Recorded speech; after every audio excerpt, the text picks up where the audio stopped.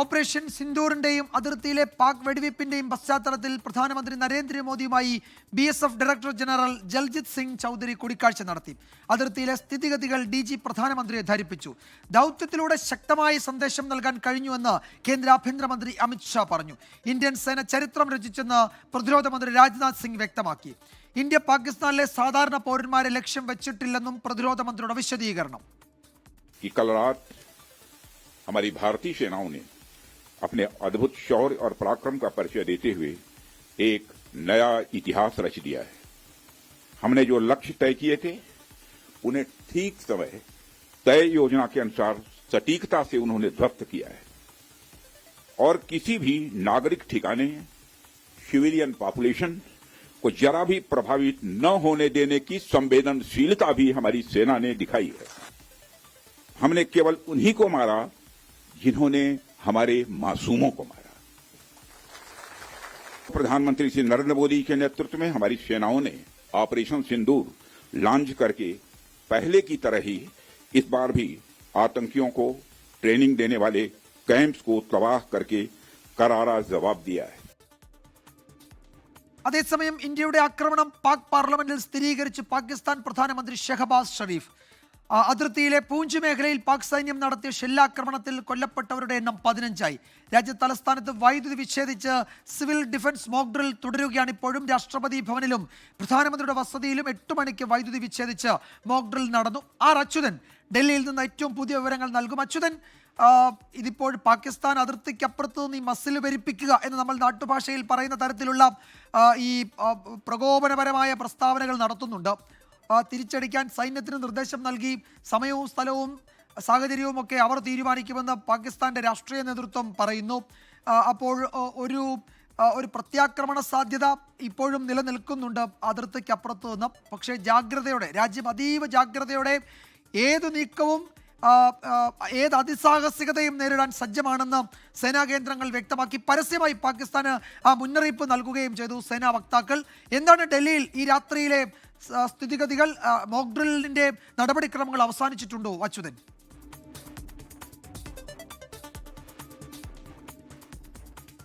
വിജയകുമാർ, ഈ മണിക്കൂറിൽ വരുന്ന ഏറ്റവും പുതിയ വിവരങ്ങൾ എന്നുള്ളത് ഈ പാകിസ്ഥാനുമായി അതിർത്തി പങ്കിടുന്ന സംസ്ഥാനങ്ങൾ അതീവ ജാഗ്രത, ആ മേഖലകൾ, അതായത് അതിർത്തി പങ്കിടുന്ന മേഖലകളിൽ അതീവ ജാഗ്രത പുലർത്താനാണ് ഇപ്പോൾ നിർദ്ദേശം നൽകിയിരിക്കുന്നത്. സേനകളെ ഉൾപ്പെടെ ഇവിടെ കൂടുതലായി വിന്യസിച്ചിട്ടുണ്ട്. സ്ഥിതിഗതികൾ സസൂക്ഷ്മം നിരീക്ഷിക്കാൻ കൂടി നിർദ്ദേശം നൽകിയിട്ടുണ്ട്. ഇന്ന് ഉച്ചയ്ക്ക് കേന്ദ്ര ആഭ്യന്തരമന്ത്രി അമിത്ഷായുടെ നേതൃത്വത്തിൽ ഒരു യോഗം വിളിച്ചു ചേർക്കുകയുണ്ടായി. അത് പാകിസ്ഥാനുമായി അതിർത്തി പങ്കിടുന്ന സംസ്ഥാനങ്ങൾ, കേന്ദ്രഭരണ പ്രദേശങ്ങൾ, നേപ്പാളുമായി അതിർത്തി പങ്കിടുന്ന പ്രദേശങ്ങൾ ഉൾപ്പെടെയുള്ള ഇടങ്ങളിലെ മുഖ്യമന്ത്രിമാർ, DGPമാർ, ചീഫ് സെക്രട്ടറിമാരാണ് ആ യോഗത്തിൽ പങ്കെടുത്തത്. അതുമായി ബന്ധപ്പെട്ട നിർദ്ദേശത്തിന്റെ അടിസ്ഥാനത്തിലാണ് ഇപ്പോൾ ആ നീക്കങ്ങൾ ഈ മേഖലകളിൽ നടക്കുന്നത്. ഒരു പാകിസ്ഥാന്റെ ഒരു പ്രകോപനം ഒരുപക്ഷെ ഉണ്ടായേക്കാം എന്നത് മുൻകൂട്ടി കണ്ടുകൊണ്ടാണ് ആ നടപടികൾ സ്വീകരിക്കുന്നത്. നിയന്ത്രണ രേഖയിൽ നിന്നും പൂർണ്ണമായും ആളുകളെ അവിടെ നിന്ന് ഒഴിപ്പിക്കുന്ന നടപടികൾ നേരത്തെ തന്നെ വൈകിട്ടോടുകൂടി തന്നെ ആരംഭിച്ചു. അവരെയെല്ലാം സുരക്ഷിത സ്ഥാനങ്ങളിലേക്ക് മാറ്റുകയും ചെയ്തു. അതിൽ ഏറെ ശ്രദ്ധേയമായത് ഈ നിയന്ത്രണ രേഖയിലെ ഒരു കുടുംബത്തെ ഒഴിപ്പിക്കുന്ന സമയത്ത് അവിടെ താമസിച്ചിരുന്ന ഒരു വ്യക്തി പറഞ്ഞ ഒരു മറുപടിയുണ്ട്. തങ്ങൾ ഇവിടം വിട്ട് പോകുന്നില്ല, ഇവിടെ നിന്ന് തങ്ങളുടെ സ്ത്രീകളെയും കുട്ടികളെയുമാണ് മാറ്റുന്നത്. തങ്ങൾ സൈന്യത്തിനൊപ്പം, ഇന്ത്യൻ സൈന്യത്തിനൊപ്പം നിന്നുകൊണ്ട് തന്നെ ഈ പാകിസ്ഥാൻ തീവ്രവാദത്തെ ചെറുക്കാൻ വേണ്ട എല്ലാ തരത്തിലുള്ള പിന്തുണയും നൽകും എന്ന ആർജവത്തോടുകൂടി കഴിയുന്ന ഒരുപാട് പേർ ഇപ്പോഴും നിയന്ത്രണ രേഖയിലുണ്ട് എന്നാണ് മനസ്സിലാക്കാൻ സാധിക്കുന്നത്. അങ്ങനെ കുറച്ചു പേർ അവിടെ തുടരുകയാണ്. സ്ത്രീകളെയും കുട്ടികളെയും മാത്രമാണ് അവർ അവിടെ നിന്ന് മാറ്റിയതെന്നാണ് മനസ്സിലാക്കാൻ സാധിക്കുന്നത്. ഒപ്പം തന്നെ ഇന്ന് പുലർച്ചയോടുകൂടിയായിരുന്നു ഇന്ത്യ പെഹൽഗാം ഭീകരാക്രമണത്തിന് മറുപടി നൽകിക്കൊണ്ട് ഓപ്പറേഷൻ സിന്ദൂർ എന്ന് പറഞ്ഞ ദൗത്യം നിറവേറ്റിയത്. 9 കേന്ദ്രങ്ങൾ അടിച്ചു തകർത്തുകൊണ്ട്, അത് പാകിസ്ഥാനകത്തും POKയിലും ഉൾപ്പെടെ 9 കേന്ദ്രങ്ങൾ അടിച്ചു തകർത്തുകൊണ്ടായിരുന്നു കൃത്യമായ ഒരു മറുപടി ഇന്ത്യ നൽകുന്നത്. അതിൽ മുംബൈ ഭീകരാക്രമണത്തിൽ പങ്കെടുത്ത അജ്മൽ കസബ് ഉൾപ്പെടെ പരിശീലനം നേടിയ കേന്ദ്രങ്ങളാണ് ഈ തകർത്തതിൽ ഉൾപ്പെടുന്നത്. ഒപ്പം തന്നെ തന്നെ ഈ തുടക്കം മുതൽ വ്യക്തമാക്കിയ ഒരു കാര്യമുണ്ട്. സാധാരണക്കാരുടെ ജീവൻ അപഹരിക്കുന്ന തരത്തിലോ അല്ലെങ്കിൽ അവരുടെ ജീവൻ നഷ്ടമാകുന്ന തരത്തിലോ ഒരു ദൗത്യവും ഇന്ത്യൻ ആർമി നടത്തിയിട്ടില്ല. മറിച്ച് ഈ തെരഞ്ഞെടുത്ത സ്ഥലങ്ങൾ ആക്രമിക്കാൻ തക്കവണ്ണം അത്ര അത്യാധുനികമായിട്ടുള്ള ആയുധങ്ങളാണ് അവിടെ ഉപയോഗിച്ചിരിക്കുന്നത് എന്നടക്കമുള്ള കാര്യങ്ങൾ രാവിലത്തെ വാർത്താ സമ്മേളനത്തിൽ സേന വ്യക്തമാക്കുകയുണ്ടായി.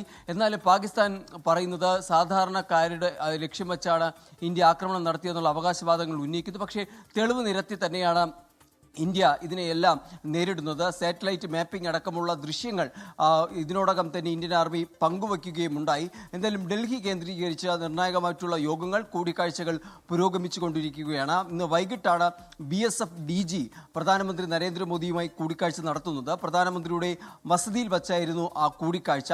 അതിർത്തിയിലെ നിലവിലെ സാഹചര്യമെല്ലാം DG വിശദീകരിച്ചതായാണ് നമുക്ക് മനസ്സിലാക്കാൻ സാധിക്കുന്നത്. ഒരു നിമിഷം, നമ്മൾ ഇപ്പോൾ ഈ പ്രിയപ്പെട്ട പ്രേക്ഷകർ നമ്മൾ കാണുന്ന ഈ ദൃശ്യം ഡൽഹിയിൽ രാജ്യ തലസ്ഥാനത്ത് വൈദ്യുതി വിച്ഛേദിച്ച് രാത്രിയും സിവിൽ ഡിഫൻസ് മോക്ക് ഡ്രിൽ നടത്തിയിരുന്നു. ആ ദൃശ്യങ്ങളാണ് കാണുന്നത്. അതിൽ രാഷ്ട്രപതി ഭവനും പ്രധാനമന്ത്രിയുടെ വസതിയും ഒക്കെ ഉൾപ്പെടുന്നുണ്ട്. എല്ലാ തന്ത്രപ്രധാന കേന്ദ്രങ്ങളും ആ മോക്ക് ഡ്രില്ലിൻ്റെ ഭാഗമായിട്ടുണ്ട്. വൈദ്യുതി വിച്ഛേദിച്ച് മോക്ക് ഡ്രിൽ നടന്നിട്ടുണ്ട്. വൈകിട്ട് രാത്രി 8 മണി വരെയും ഏതാണ്ട് 8:30 വരെയും വിവിധ കേന്ദ്രങ്ങളിൽ ആ മോക്ക് ഡ്രിൽ നടന്നു. ആ സമയത്തെ ഡൽഹിയിലെ നമ്മുടെ തലസ്ഥാന നഗരിയിലെ ആ ദൃശ്യങ്ങളാണിത്. അതിൽ പ്രധാനമന്ത്രിയുടെ ഓഫീസുണ്ട്, രാഷ്ട്രപതി ഭവനുണ്ട്, തന്ത്രപ്രധാന കേന്ദ്രങ്ങളൊക്കെ ഉണ്ട്.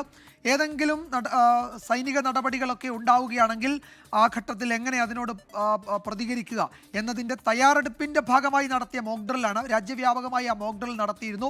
പക്ഷേ ഡൽഹി കുറെ കൂടി തന്ത്രപ്രധാനമായതുകൊണ്ട് രാത്രിയിൽ ആണ് വൈദ്യുതിയൊക്കെ വിച്ഛേദിച്ച് അത്തരമൊരു മോക്ക് ഡ്രിൽ നടത്തി ഒരു തയ്യാറെടുപ്പ് നടത്തി രാജ്യ തലസ്ഥാനവും സജ്ജമായിരിക്കുന്നത്. അച്യുതൻ, ഡൽഹിയിലെ ഇപ്പോഴത്തെ അവസ്ഥ എന്താണ്? മോക്ക് ഡ്രില്ലിൻ്റെ ആ സമയം കഴിഞ്ഞല്ലോ. ഒരു സാധാരണ എന്ന് വെച്ചാൽ വളരെ ഗൗരവമുള്ള ചർച്ചകളും കൂടിയാലോചനകളും നടന്ന ഒരു പകലാണ്. ഒരുപക്ഷെ അത് രാത്രിയിലും തുടരുന്നുണ്ടാകാം. ഈ BSF ഡയറക്ടർ ജനറൽ പ്രധാനമന്ത്രിയുമായി ഏതാണ്ട് 1 മണിക്കൂറോളം ചർച്ച നടത്തിയെന്നാണ് കേൾക്കുന്നത്. അപ്പോൾ അതിർത്തിക്കപ്പുറത്തു നിന്ന് നിഷ്കളങ്കരായ സാധാരണക്കാർക്ക് നേരെ ഉണ്ടായ ആക്രമണത്തിൽ 15 മനുഷ്യജീവനുകളാണ് പൊലിഞ്ഞത്. അപ്പോൾ ആ സാഹചര്യം വളരെ ഗൗരവത്തിൽ എടുക്കുന്നുണ്ട് BSFും കേന്ദ്ര സർക്കാരും എന്നൊക്കെയാണല്ലോ കരുതേണ്ടത്, അല്ലേ? തീർച്ചയായിട്ടും വിജയകുമാർ, അങ്ങനെ തന്നെയാണ് വിലയിരുത്തേണ്ടത്. കാരണം ഈ നിയന്ത്രണ രേഖയിൽ പാക് നടത്തിയ ഷെല്ലാക്രമണം 15 ജീവനുകളാണ് അത് കവർന്നത്. യാതൊരു ദാക്ഷിണ്യവും കാണിക്കാതെ അതിക്രൂരമായിട്ടുള്ള ഒരു ആക്രമണമാണ് പാകിസ്ഥാൻ ഈ ഓപ്പറേഷൻ സിന്ദൂറിന് ശേഷം നിയന്ത്രണ രേഖയിൽ നടത്തിയത്. തൊട്ടടുത്ത നിമിഷം തന്നെ ഈ നിയന്ത്രണ രേഖയിൽ നിന്ന് ആളുകളെ ഒഴിപ്പിക്കുന്ന നടപടി സൈന്യം ഏറ്റെടുത്ത് നടത്തുകയുണ്ടായി. മാത്രമല്ല, മറ്റ് പാകിസ്ഥാനുമായി അതിർത്തി പങ്കിടുന്ന മറ്റ് സംസ്ഥാനങ്ങളിലും അതീവ ജാഗ്രത നൽകിയിരിക്കുകയാണ്. ഏതെങ്കിലും തരത്തിലുള്ള ഒരു പ്രകോപനം പാകിസ്ഥാന്റെ ഭാഗത്തുനിന്ന് ഉണ്ടാകും എന്ന് പ്രതീക്ഷിച്ചുകൊണ്ട് തന്നെയാണ് നടപടികൾ ഇപ്പോഴും പുരോഗമിച്ചു കൊണ്ടിരിക്കുന്നത്. സേനാ വിന്യാസം അടക്കം ശക്തമാക്കിയിട്ടുണ്ട്. സർവൈലൻസ് ഉൾപ്പെടെ അത്യാധുനിക സംവിധാനങ്ങൾ ഉപയോഗിച്ചുകൊണ്ടാണ് ഇപ്പോൾ അത് നിരീക്ഷണം ഏർപ്പെടുത്തിയിരിക്കുന്നത്. അതിന്റെ കൂടുതൽ വിവരങ്ങളിലേക്ക് നമുക്ക് നൽകാൻ കഴിയില്ല. അത് സേനയുമായി ബന്ധപ്പെട്ട കാര്യങ്ങളാണ്. അതിന് ചില പരിമിതികളുണ്ട്. എന്തായാലും അത്തരം കാര്യങ്ങളെല്ലാം മറുവശത്ത് സേന നടത്തുന്നുണ്ട്. മറ്റൊന്ന്, ഈ മോക്ക് ഡ്രില്ലുമായി ബന്ധപ്പെട്ട് 8 മണി മുതൽ 8:15 വരെയായിരുന്നു ഡൽഹിയിൽ വൈദ്യുതി വിച്ഛേദിച്ചത്. 8 മണിയോടുകൂടി രാഷ്ട്രപതി ഭവനിലും പ്രധാനമന്ത്രി നരേന്ദ്രമോദിയുടെ വസതിയിലും ഇത്തരത്തിൽ വൈദ്യുതി വിച്ഛേദിക്കുകയുണ്ടായി. അതിനുശേഷം 8:15 അത് പുനഃസ്ഥാപിക്കുകയുണ്ടായി. എന്തായാലും തുടർന്നും ചില നിർണായക കൂടിക്കാഴ്ചകൾ, യോഗങ്ങൾക്ക് കൂടി വേദിയാകുന്ന ഒരിടമായി ഡൽഹി മാറുകയാണ്. വിജയകുമാർ, ഈ രാത്രിയിലും ഡൽഹിയിൽ തിരക്കിട്ട ചർച്ചകൾ നടക്കുകയാണ്. അവിടെ കൂടിയാലോചനകൾ നടത്തുകയാണ്, ഡ്രില്ലുകൾ നടക്കുകയാണ്. ഏതെങ്കിലുമുള്ള ഒരു അതിർത്തിക്കപ്പുറത്ത് നിന്ന് അതിസാഹസികതയുണ്ടായാൽ തിരിച്ചടി കനത്തതായിരിക്കുമെന്ന് പാകിസ്ഥാൻ സൈനിക നേതൃത്വം, ഇന്ത്യയുടെ സൈനിക നേതൃത്വം പരസ്യമായി മുന്നറിയിപ്പ് നൽകിയിട്ടുണ്ട്. എന്താണ് അടുത്ത മണിക്കൂറുകളിൽ സംഭവിക്കുക എന്നറിയില്ല. എന്തായാലും അതീവ ജാഗ്രതയിൽ തന്നെയാണ് രാജ്യം ഇപ്പോഴും. അച്യുതനാണ് വിവരങ്ങൾ നൽകിയത് ഡൽഹിയിൽ നിന്നും.